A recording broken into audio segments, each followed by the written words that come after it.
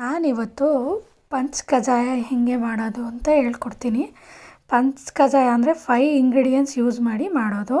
First ನಾವು ಈ ಥರ ಪೇಪರ್ ಅವಲಕ್ಕಿನ ಸ್ವಲ್ಪ ಫ್ರೈ ಮಾಡ್ಕೊಳ್ಬೇಕು. ಅದಾದಮೇಲೆ ಸ್ವಲ್ಪ ಎಳ್ಳನ್ನ ಈ ಥರ ಫ್ರೈ ಮಾಡಿಕೊಂಡು ಇಟ್ಕೋಬೇಕು. ಆಮೇಲೆ ಇನ್ನೊಂದು ಸಲ ಪ್ಯಾನ್ನ ಇಟ್ಕೊಂಡು ಬೆಲ್ಲ ಹಾಕ್ಕೊಂಡು ಸ್ವಲ್ಪ ನೀರು ಹಾಕ್ಕೊಂಡು ಅದನ್ನು ಒಂದು ಎಳೆ ಪಾಕ ಬರೋವರೆಗೂ ಈ ಥರ ಮಾಡ್ಕೋಬೇಕು.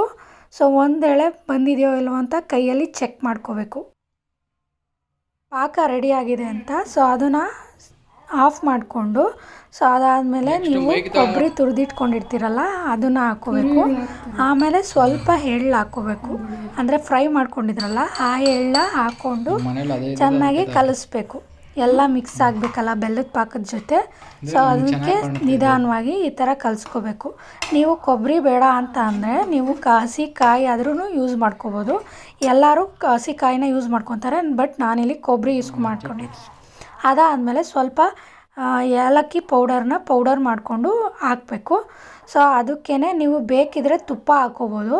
ಸೊ ತುಪ್ಪ ಆಪ್ಷನಲ್ಲು, ಬೇಕು ಅಂದರೆ ಹಾಕ್ಕೋಬೋದು, ಇಲ್ಲಾಂದರೆ ಬೇಡ.